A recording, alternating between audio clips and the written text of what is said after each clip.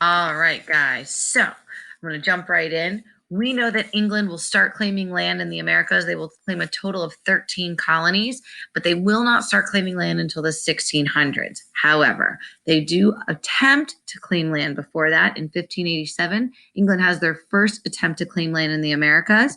And that first attempt to claim land in the Americas ended in a mystery that to this day has never been solved.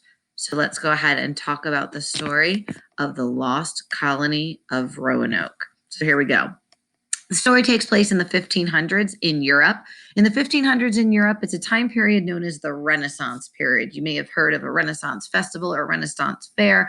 That is when you would kind of go somewhere and you would act and dress and talk and eat like people did in Europe in the 1500s. The Renaissance period is a time when people are interested in learning, people are interested in finding new things and adventure. It shouldn't surprise you that the age of exploration happens during the Renaissance period. It's a time of curiosity, adventure, and learning. During our story, the Queen of England at the time was Queen Elizabeth I. And as I mentioned in the last video, England and Spain during this time period were rivals, constantly at war, and that will play a role in our story. Now, another character in our story of the lost colony of Roanoke is a gentleman by the name of Sir Walter Raleigh. And Sir Walter Raleigh really has one interest, and that is for himself to be rich.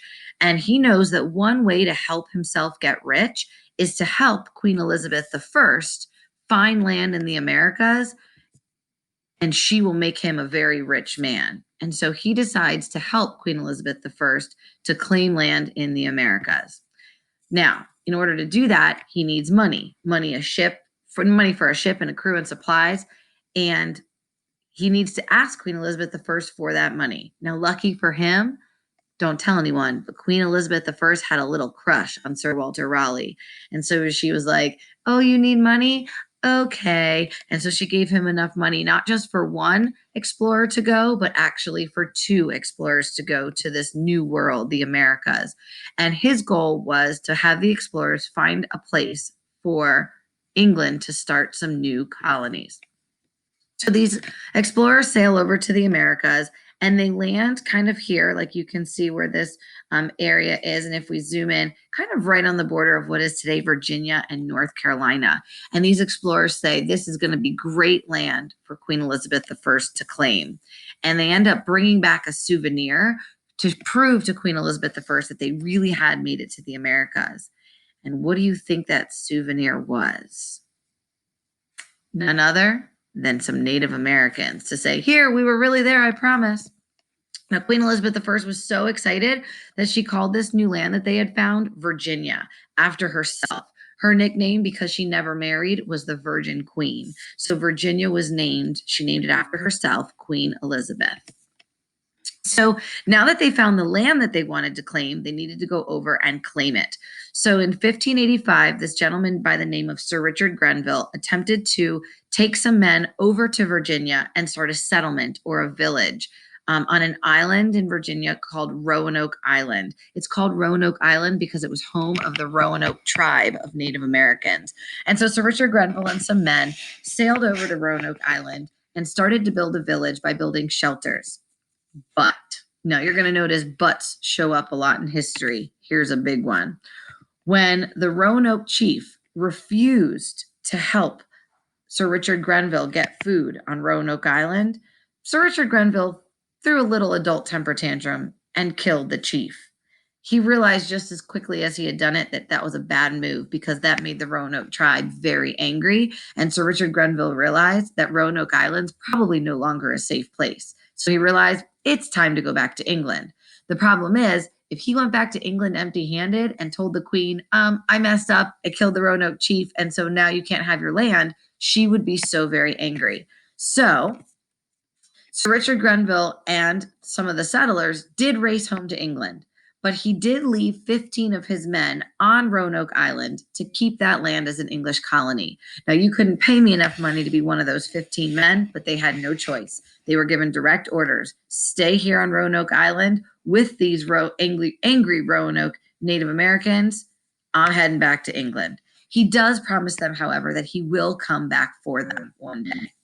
So England really wants to claim this land, so we're going to say attempt for the English to settle in the Americas, take two. Back in England, Sir Walter Raleigh realizes he wants to try again.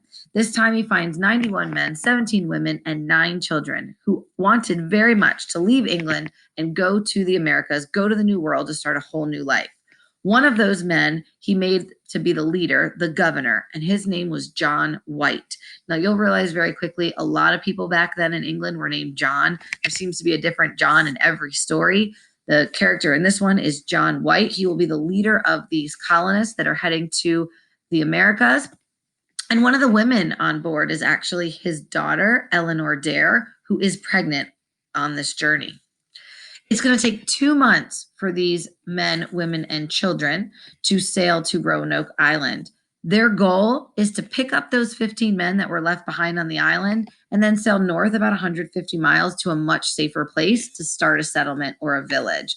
But that's not what actually happened. What actually happened was that when they reached the shore of Roanoke Island, Governor John White didn't find the 15 men. All he found was one human skeleton. And so they decided to stay and search for the men, but they were never found.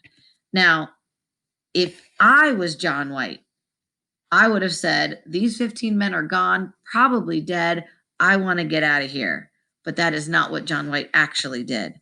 What he actually did was he saw the shelters and the buildings that the 15 men had left behind and decided it takes a lot of work to build shelters. They may have well just stay behind on Roanoke Island and use the shelters that these 15 settlers had left behind.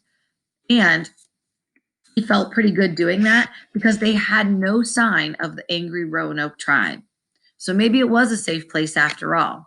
And they did end up meeting a friendly tribe from a nearby island just south of Roanoke called the Croatoan tribe. And the Croatoans were very helpful. They taught the colonists how to fish and how to hunt. But unfortunately, it was a little late in the year to plant crops. And even with the help of the Croatoans, the colonists were running low on food. Now, a little bit of useless trivia. I love useless trivia. Shortly after arriving on Roanoke Island, John White's daughter, Eleanor Dare, has her baby, a little girl, and they end up naming the little girl Virginia Dare after the Queen Elizabeth I. Virginia Dare is the very first English baby ever born in the Americas. Some good useless trivia. So back to the colonists on Roanoke Island. If you remember me saying they don't have enough food. And John White, the leader, realizes it's his job to do something about it. So being the leader, he decides he's going to return to England, gather supplies, gather food, and bring it back to the island. He's going to leave his daughter, his granddaughter, and the other colonists behind. It's about a 2-month journey home. It'll take a couple months to gather the supplies and a 2-month journey back. He says, I'll see you back here in 6 months and I'll have the supplies you need. Just hang in there. But there's another one of those big buts in history. When John White returns back to England, he finds yet again England is at war with Spain. And Queen Elizabeth I tells John White, we need every available ship to fight Spain. You can have your ship back once this war is over.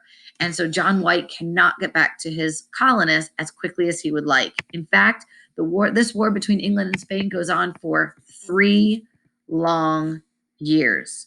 And so finally, when this war is over, John White can return back to Roanoke Island with the supplies.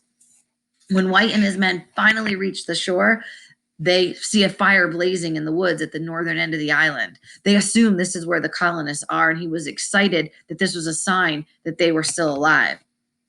Unfortunately, John White and his men searched the entire island, but they could not find any of the colonists, including his daughter or granddaughter that he had left behind. But there were some clues. While there were no people found, they did find the letters CRO carved into a tree and the word Croatoan, the name of that friendly Native American tribe, carved into a fence post. Now, John White desperately wanted to find his family because while he didn't find them, he also didn't find any signs of their dead bodies or skeletons or anything. He was hopeful that they were still alive. But another one. Hurricane season was approaching, and he knew that if he stayed on Roanoke Island any longer, he would lose his chance of returning to England safely. And so John White decided to return to England before that bad weather came and left without ever finding the lost colonists. So I want you to take a second and I want you to think, what do you think happened to the lost colonists of Roanoke? I'm going to start the final video and I'll share with you some interesting theories that are out there.